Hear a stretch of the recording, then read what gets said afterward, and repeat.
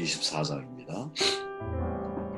25절 마지막 절 말씀을 제가 한번 읽어볼게요. 발람이 일어나 자기 곳으로 돌아가고 발락도 자기 길로 갔더라. 아멘. 교회는 이중적인 신앙관을 경계해야 한다라는 거죠.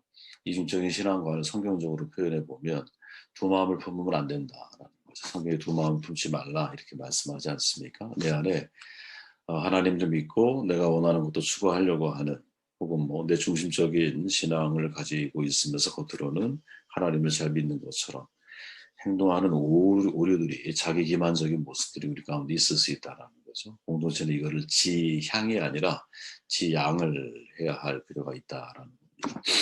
민수기 22장에서 24장에 등장하는 모압 왕 발락과 주술사 발람은 교회 안에 존재하는 신앙의 다양한 형태를 보여주고 있죠. 우리가 소명이라고 하는 유명한 책이 있잖아요. 그 저자 오스키니스의 말처럼 교회가 경계해야 할 두 가지가 있다고 저는 늘 생각을 해요. 하나는 신앙의 사유와 하나님을 내가 개인적으로 나의 하나님을 만드는 거죠. 나의 하나님, 나의 뜻을 이루어주고 나에게 복을 주시는 하나님, 신앙의 사유화 현상이죠. 또 하나는 교회의 정치화라고 생각을 합니다. 그분이 그런 말을 해요. 발람은 이제 신탁을 통해서 하나님을 조종하려고 하죠. 사유합니다. 반면에 이제 모압왕 발락은 자신의 권력을 이용해서 이스라엘을 지배하려고 하죠. 정치화다 이렇게 말할 수 있을 거예요. 그죠? 목회자가 교회를 지배하려고 할 때 이건 정치죠, 정치. 교회는 인간에 의해 사유화되거나 정치화되어서는 안 되거든요. 왜? 교회의 머리는 예수님이기 때문에 그래요. 예수 그리스도 안에서 말씀의 순종함을 통해서 건강한 몸으로 자라는 거예요. 발락 또 발람 우리는 그들을 통해서 공동체에 존재할 수 있는 신앙의 다양한 형태들이 있겠구나 하는 것을 생각할 수 있고요. 과연 그게 뭘까? 이 질문에서부터 말씀 묵상을 함께 시작하려고 합니다. 10절 말씀이 제가 있습니다. 발락이 발람에게 노하여 손뼉을 치며 말하되 내가 그들을 부른 것은 내 원수를 저주하라는 것이었거늘 그대가 이같이 3번 그들을 축복하였도다. 발락 하면 나를 위한 하나님을 추구하는 사람이라는 거죠. 대단히 인본적이고 자기중심적인 신앙입니다. 교회 안에 이런 신앙인이 존재할 수 있다라는 거예요. 발락은 발람을 통해서 이스라엘을 저주하려고 하죠. 근데 주술사 발람은 도리어 그들을 축복을 합니다. 하나님은 모세에게 이미 모압과의 전쟁을 금지하라고 명령하셨잖아요. 그죠? 제가 지난주에 나눴던 말씀이죠. 이스라엘은 모압에 대한 특별한 원한을 산 적이 없거든요. 그러나 모압 왕 발락은 이스라엘을 원수라고 규정을 해요. 그리고 어떤 수단과 방법을 동원해서라도 그들을 저주하고 그들을 그 땅에서 물리치기를 원하고 있죠. 그러나 결과적으로 발람은 저주는커녕 축복으로 계속 마무리를 하는 거예요. 그것은 발람의 선택이 아니었어요. 우리가 잘 알지만 하나님이 발람에게 계시하신 거죠. 그리고 발락은 분명 이 발람을 통해서 하나님에 관한 이야기를 다 들어요. 발람이 다 이야기를 했잖아. 그죠? 여기서 중요한 게 뭐냐? 발람은 하나님의 선지자가 아니라는 거예요. 그 시대의 유명한 메소포타미아의 주술사였다라는 거죠. 그러니까 발람이라는 사람이 하나님의 편일 수 없음을 알기 때문에 사실은 모압왕 발락의 입장에서는 그가 말하는 하나님은 가볍게 넘길 하나님이 아니라는 거예요. 입장을 바꿔놔 보세요. 어느 한 나라의 유명한 주술가가 내가 무슨 부탁을 했는데 얘가 엉뚱한 하나님 이야기하면서 저주하면 될 걸 저주를 안 하고 계속 축복만 하고 있다. 엄청난 돈 뇌물 그죠? 우리가 잘 복채도 막 주고 막 이랬잖아. 그럼에도 불구하고 그 사람이 저주를 하지는 못해. 이럴 때에는 발락이라고 하는 사람이 이거를 가볍게 받아들일 만한 문제가 아니라는 거죠. 가볍게 넘길 하나님이 아니라는 거예요. 그러나 그럼에도 불구하고 모압왕 발락의 귀에는 하나님의 말씀이 들리지가 않죠. 왜 안 들렸을까요, 여러분? 그건 아주 간단합니다. 발락은 이미 내가 듣고 싶은 말을 정해두었기 때문인 거거든요. 내가 듣기 원하는 말이 있는 거야. 그게 뭐예요? 이스라엘을 저주하는 말인 거예요. 발락이 듣기를 원하는 소리는 이스라엘의 저주이기 때문에 똑같은 소리가 나에게 들리지 않으면 발락은 전혀 거기에 대해서 반응할 수가 없었던 것이죠. 발락의 입장에서 만약에 저주가 아니라 축복을 말하면 어떻게 장소를 바꾸는 거예요? 또 다른 제사를 드려요. 그리고 지속적으로 신탁을 통해 저주를 요구하지만 그가 원하는 말은 들리지 않아요. 이런 신앙을 가리켜서 뭐라고 말하느냐? 100% 나중심적인 신앙이라는 거예요. 인본주의적인 신앙이라고 표현할 수 있는 거죠.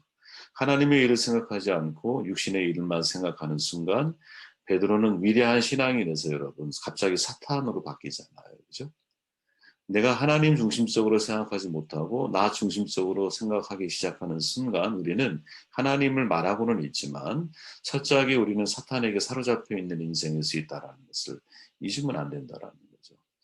여러분 심리학에서 칵테일 파티 효과라는 심리학 용어가 있어요. 선택적 지각이라고 보통 표현하는데 파티에 가잖아. 그러면 사람들이 얼마나 다양한 이렇게 둘셋씩 모여서 대화를 막 나누잖아요. 그런데 그 와중에도 시끄러운 와중에서도 내가 듣고 싶은 것만 들리는 현상이라는 거예요. 실제로 실험을 했더니 이게 뭐 100번이면 100번 다 이런 형태로다가 결과가 나온 거야. 그래서 칵테일 파티 효과라 그래. 선택적 지각이라 그래요. 근데 권력이 높아질수록 이런 성향이 강해진다 그래요. 내가 힘이 세지면 내가 듣고 싶은 것만 자꾸 듣는 거야. 여러분 아하방 아시죠? 이세벨을 통해서 역대 아주 나쁜 왕이잖아. 유다와 여호사밧 왕에게 연합군을 이제 형성해서 아람이라고 하는 나라 칠 것을 제안을 해요. 여호사밧 왕은 먼저 하나님의 뜻이 어떤가를 물어보기를 요청하거든요. 아합은 즉 자기가 거느리고 있었던 자문단들을 다 소집을 해요. 선지자 400명을 모으는 거야. 그러니까 아합이 물어요. 야 우리가 싸워야 돼? 아니면 말아야 돼? 이 400명이 한결같이 똑같은 말을 해요. 올라가서서 주께서 그 성을 왕의 손에 붙이시리이다. 그들의 말을 하나님의 응답이 아니에요. 이 400명의 사람은 왕이 무슨 말을 듣고 싶어 하는지를 너무나 잘 아는 사람들이었어. 그러니까 왕이 듣고자 하는 말을 해주고 있는 거야, 지금. 그러니까 너무 400명이 일관된 말을 하니까 같이 이제 동맹 관계를 맺으려고 했던 여호사밧이 의심이 생기잖아요. 그래서 물어요. 또 다시 물을 만한 선지자가 있느냐? 그러니까 아합이 뭐라고 말하냐면 여기에 제외된 사람이 한 명 있다. 그게 누구? 미가야라고 하는 선지자예요. 데리고 와라.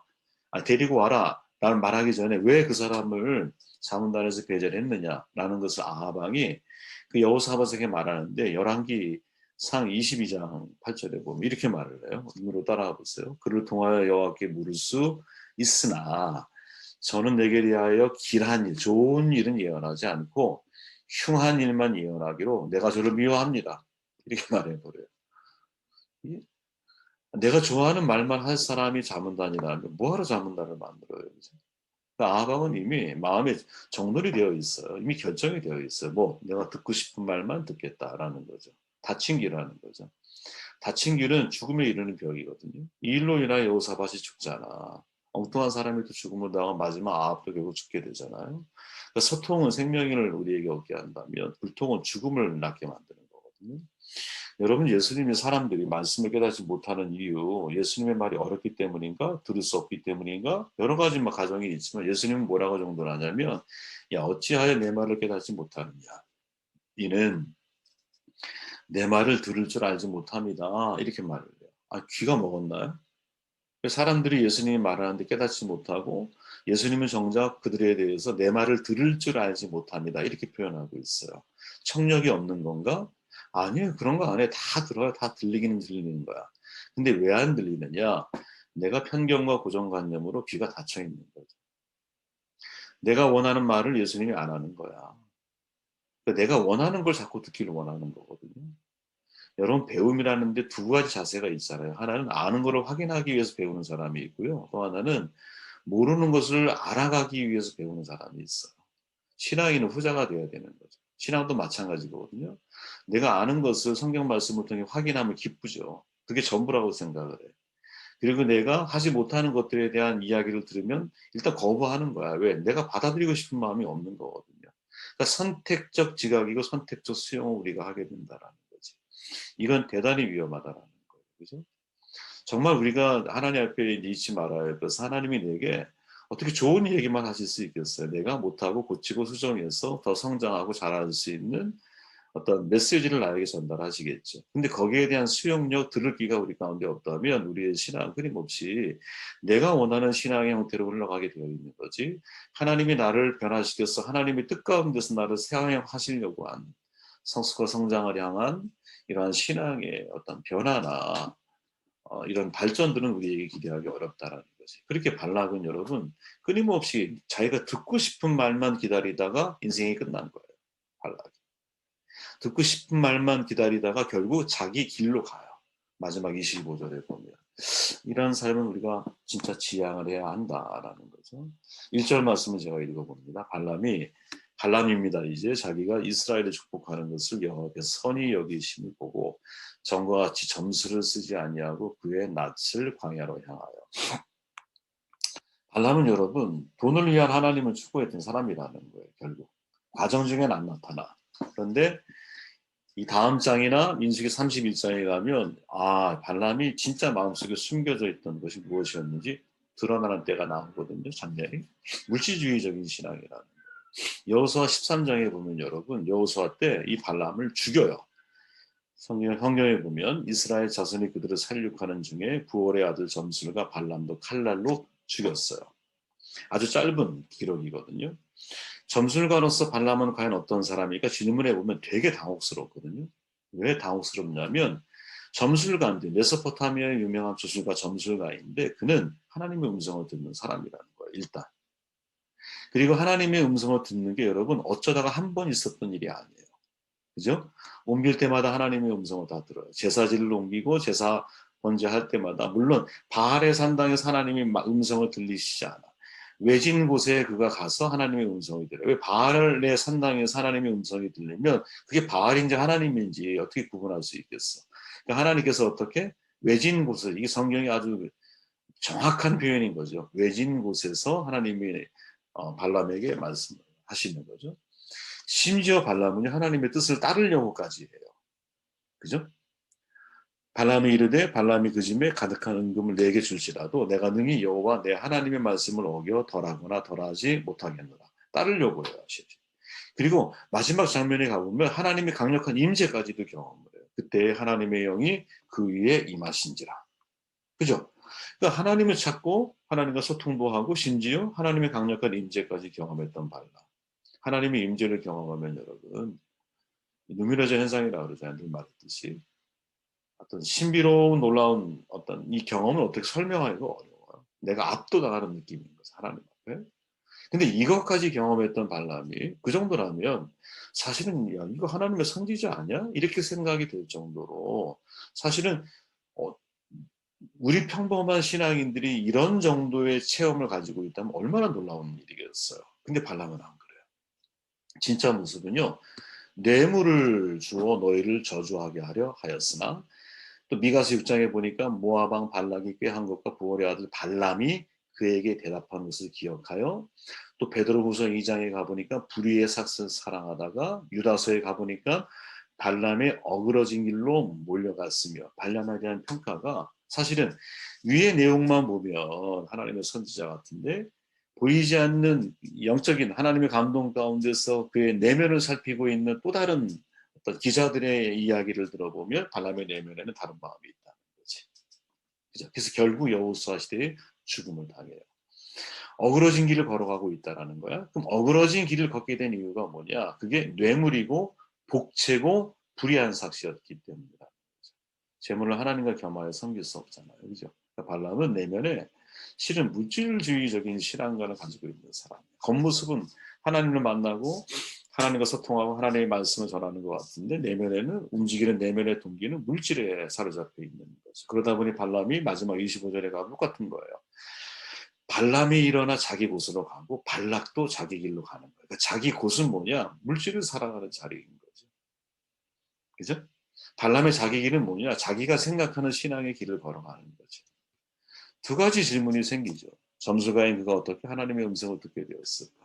또 하나, 하나님의 임재까지 경험한 발람, 왜 하나님께로 돌이키지 못했을까? 이미 답을 우리가 다 얘기했어요.